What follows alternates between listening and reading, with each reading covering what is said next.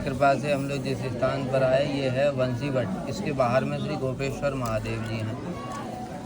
श्री कृष्ण ने जब रास करने की इच्छा की, जो गोपियाँ थी बहुत सारे प्रकार की गोपियाँ थी, 17 प्रकार की गोपियों का वर्णन है उसमें गर्ग संहिता में। इसमें कुछ लोग जो दंडकारण्य में ऋषि मुनि थे जो भजन कर रहे थे, रामचंद्र जी को देख करके उनके हृदय में प्रेम जागृत हो गया। उन्होंने राम जी को पति रूप में प्राप्त करने की इच्छा की, तो राम जी ने उनको वरदान दिया, अगले जन्म में मैं तुम्हें मिलूँगा। जो स्वर्ण सीताएं थी, राम जी ने जो सीताओं के स्वर्ण विग्रह बनवाए थे, जब सीता जी को वन में भेज दिया था, जब राम जी जाने लगे तो वो स्वर्ण सीताएं कहने लगी, प्रभु हमको कहाँ छोड़ के जा रहे हो। तो वो स्वर्ण सीताओं को भी राम जी ने वरदान दिया, तुम लोग अगले जन्म में गोपियाँ बनोगी। जब राम जी मिथिलापुरी गए थे, जनकपुरी, और वहाँ पर जो स्त्रियां थी वहाँ की, उन राम जी के सौंदर्य को देख करके मोहित हो गई, वो सब भी गोपियाँ बनी। तो कुछ ने कात्यायनी व्रत किया, कुछ ने एकादशी व्रत किया। इस प्रकार से सभी के कृष्ण उनके सबके मनोरथ को जानते थे कि सब मुझे प्राप्त करना चाहती हैं। इसलिए जब समय आया तो भगवान अपिता रात्रि सरदोत्पुल्ल मल्लिका भी चिरंतुम मनश्चक्र योग माया उपासिता। भगवान ने देखा वृंदावन की बड़ी सुंदर मधुर शोभा है, चंद्रमा की चांदनी चारों ओर बिखरी हुई है और शीतल मंद सुगंध पवन बह रही है। सारे ऋतुओं के फूल एक साथ खिले हुए हैं वृंदावन में, चारों तरफ इतना सुगंधित वातावरण, दिव्य वातावरण वृंदावन का। उसको देख करके भगवान के हृदय में रासलीला करने की इच्छा हुई, और उसके अलावा गोपियों के भी जो मनोरथ है उनको भी पूर्ण करना है भगवान को। इसलिए कृष्ण यहाँ पर आए बंसी भट्ट के ऊपर में, और यहाँ पर बंसी बजाई।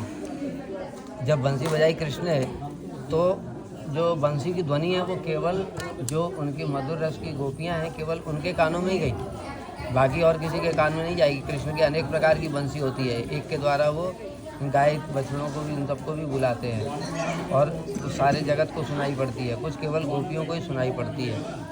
तो वो बंसी बजाई, और वो प्रत्येक गोपी को ऐसा प्रतीत हो रहा है ये बंसी मेरा ही नाम लेकर के बुला रही है। श्री विश्वनाथ चक्रवर्ती ठाकुर ने बड़ा सुंदर वर्णन किया उसमें कि देखो कृष्ण है चोरों के सरदार, और चोरों के सरदार हैं, उनका चोर कौन है? सबसे बड़ा चोर उनका बंसी। बंसी उनकी सबसे बड़ी चोर है, इसलिए अपने चोर को भेज दिया उन्होंने। अब वो चोर सभी गोपियों के घर में गया, बंसी की ध्वनि और उनके कानों के माध्यम से हृदय में प्रवेश कर गया। हृदय में प्रवेश करके उनका जो हृदय है उसको चुरा लिया। अभी सबसे बड़ी संपत्ति तो किसी की हृदय ही होती है। उसको चुरा करके जो वेणु रूपी चोर है वो जा रहा है, किधर जा रहा है? अपने सरदार के पास। तो उसके पीछे पीछे, जैसे हमारी कोई संपत्ति चुरा के भागे तो हम पीछे पीछे भागते ना, अरे चोर अरे चोर, ऐसे गोपियाँ भी पीछे पीछे भाग रही वेणुध्वनि के। और थोड़ी देर में सभी गोपियाँ यहाँ पर आकर के एकत्रित हो गई। आश्चर्य की बात है, देखो योग माया कहो या प्रेम की भाव, जो महाभाव अवस्था है वो बोलो, कि गोपियाँ 100 करोड़ गोपी साथ घर से चल रही हैं, लेकिन उनको पता नहीं कि दूसरी गोपियाँ भी साथ में चल रही हैं, किसी को पता नहीं है। और वो सब थोड़ी देर में यहाँ पर आ गई। अब कृष्ण कहने लगे, स्वागतम भो महाभाग प्रिय किम करवाणि वह ब्रजस्य नाम किम भूत आगमन कारणम। हे महाभाग गोपियों, आपका स्वागत है। आप यहाँ पर इतनी रात में क्या करने के लिए आई हो? ओ, ऐसा लगता है ये वन की शोभा देखने के लिए आई। इतना सुंदर वृंदावन का दृश्य है, इतनी सुंदर चंद्रमा की चांदनी चारों ओर बिखरी हुई है, ये शोभा देखने के लिए आई हो? तो शोभा तो देख लिया, अभी फिर घर लौट जाओ। इस प्रकार से कृष्ण उनके साथ में हंसी मजाक करने लगे। ब्रजस्य नाम किम, क्या क्या तुम लोग मुझे बुलाने के लिए आए? ब्रज में सब कुशल मंगल तो है। गुरुत आगमन कारणम, अपने आने का कारण बताओ। अभी गोपियाँ सोच रही हैं चोरों का सरदार हमको पहले तो बुला लिया बंसी बजा करके, और अभी पूछ रहा है कि क्यों आई हो। इसलिए गोपियाँ कुछ नहीं बोली। फिर कृष्ण उपदेश देने लगे। देखो गोपियों, जो आर्य स्त्रियाँ होती हैं उनका पति कैसा भी क्यों ना हो, अंधा लूला लंगड़ा काना बहरा कैसा भी क्यों ना हो, लेकिन वो आर्य स्त्रियाँ अपने पति को छोड़ करके परपुरुष की ओर नहीं देखती। कहना क्या चाहते हैं? कहना चाहते हैं कि तुम तो पतिव्रता नारी हो, तुम अपने अपने पतियों को छोड़ करके क्यों आई हो। इस प्रकार से जब कृष्ण हंसी मजाक करने लगे तो फिर गोपियों ने कहा कि देखो कृष्ण, तुम इतनी अच्छी अच्छी सुंदर सुंदर उपदेश हमको प्रदान करते हो। जो हम उपदेश प्रदान करते हैं वो गुरु होते हैं, और शास्त्र में कहा गया है प्रथमं तो गुरुम पूज्यम, सबसे पहले गुरु की पूजा करनी चाहिए, भगवान से भी पहले।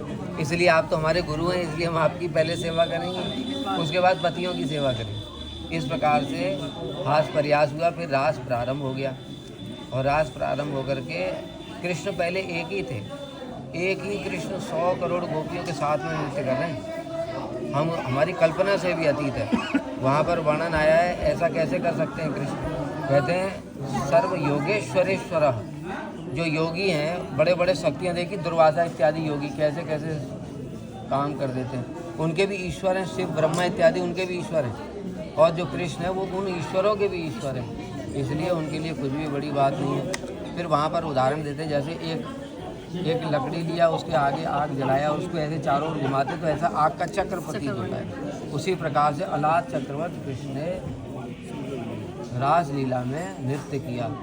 फिर गोपियों की इच्छा हुई कृष्ण हमारे साथ नृत्य करें। उसी समय कृष्ण ने 100 करोड़ रूप धारण कर लिए। दो गोपियों के बीच में एक कृष्ण, दो कृष्ण के बीच में एक गोपी। इस प्रकार से नृत्य प्रारंभ हो गया, और राधा जी बीच में, राधा जी के साथ भी एक कृष्ण विराजमान। और फिर जब रासलीला चल रही थी तो गोपेश्वर महादेव जो शिव जी हैं उनके मन में भी कामना हो गई कि मैं भी रास में प्रवेश करूं। लक्ष्मी जी के मन में कामना हुई मैं रास में प्रवेश करूं, किंतु लक्ष्मी जी को रास में प्रवेश नहीं मिला तो बेलवन में तपस्या कर रही हैं। शिव जी आ गए। अब पौर्णमासी से उन्होंने प्रार्थना की, हे पौर्णमासी देवी, आप कृपा करके हमको रास में प्रवेश दिया। तो पौर्णमासी ने कहा, देखो ये तुम पुरुष शरीर से तो तुम रास में प्रवेश नहीं कर सकते, एक काम करो, यहाँ पास में ही ब्रह्मकुंड है, उसमें डुबकी मार के आ जाओ। उसमें ब्रह्मकुंड में डुबकी मारी उन्होंने, तो उनका गोपी का शरीर हो गया।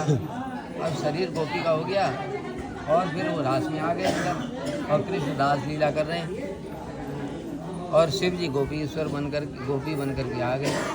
एक जगह खड़े हो गए, क्योंकि उनको समझ ही नहीं आ रहा करूँ क्या। तो कृष्ण ने कहा, गोपियों आज रास में उल्लास नहीं हो रहा है, लगता है कोई विजाती व्यक्ति अंदर आ गया। तो ढूंढने लगी गोपियाँ सब इधर उधर चारों ओर, तो देखा ये कोने में खड़े थे, पकड़ लिया इनको।